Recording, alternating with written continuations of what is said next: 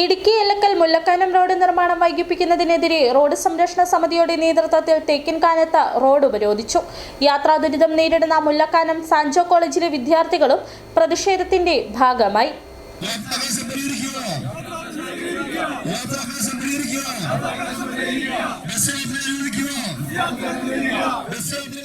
മലയോര ഹൈവേയുടെ ഭാഗമായി എല്ലക്കൽ മുതൽ മുല്ലക്കാനം വരെ 5 കിലോമീറ്റർ ദൂരം വരുന്ന റോഡും എല്ലക്കല്ലിൽ മുതിരപ്പുഴയാറിന് കുറുകെ പുതിയ പാലവും നിർമ്മിക്കുന്നതിനായി 39 കോടി രൂപ അനുവദിച്ച 3 വർഷങ്ങൾക്ക് മുമ്പ് നിർമ്മാണം ആരംഭിച്ചതാണ്.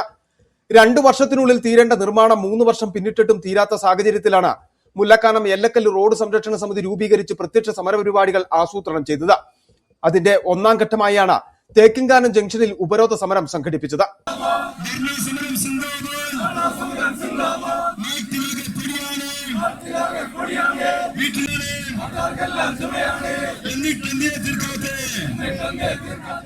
മൂന്ന് വർഷമായി ഗവൺമെന്റ് ITI, സാൻജോ കോളേജ് എന്നീ വിദ്യാഭ്യാസ സ്ഥാപനങ്ങളിൽ പഠിക്കുന്ന കുട്ടികൾ ഗതാഗത സംവിധാനമില്ലാത്തതിനാൽ ഏറെ ബുദ്ധിമുട്ടും അനുഭവിക്കുന്നുണ്ട്. ഗതാഗത സൗകര്യമില്ലാത്തത് ഈ സ്ഥാപനങ്ങളിലെ അഡ്മിനിസ്ട്രേഷനെയും കാര്യമായി ബാധിച്ചു. അടിയന്തരമായി റോഡ് നിർമ്മാണം പൂർത്തിയാക്കണമെന്നാവശ്യപ്പെട്ടാണ് റോഡ് ഉപരോധം സംഘടിപ്പിച്ചത്. സമരസമിതി കൺവീനർ VK മാത്യു അധ്യക്ഷത വഹിച്ച ഉപരോധ സമരം രാജാക്കാട് ഗ്രാമപഞ്ചായത്ത് പ്രസിഡന്റ് കിങ്ങിണി രാജേന്ദ്രൻ ഉദ്ഘാടനം ചെയ്തു. വെളിച്ചമായിരുന്ന ഈ സാൻജോ കോളേജിന്റെ ഒരു ഗേറ്റ് പൊളിക്കുമ്പോൾ അവർ പറഞ്ഞിരുന്നൊരു വാക്ക്, 3 മാസത്തിനുള്ളിൽ ആ കോളേജിന്റെ ഒരു കവാടം അവിടെ പണിതു കൊടുക്കാമെന്ന് പറഞ്ഞു. സ്വമനസാലെ മാനേജ്മെന്റ് അത് നമ്മുടെ റോഡിന് വേണ്ടിയാണ് ഒരു നല്ല കൈനീട്ടി അല്ലെങ്കിൽ എല്ലാ സംവിധാനത്തോടും കൂടി ചെയ്തൊരു പണിയാണ്.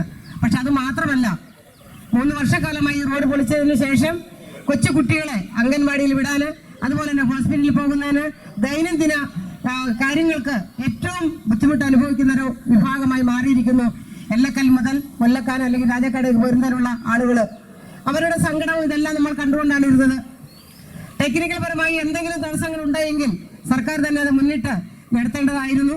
പക്ഷെ 3 വർഷക്കാലമായി ഇനിയും നമ്മൾ നോക്കി നിന്നാൽ ഇത് വലിയ ഒരു സങ്കടത്തിലേക്ക് എത്തിച്ചേരും എന്നുള്ളത് സംശയമില്ല.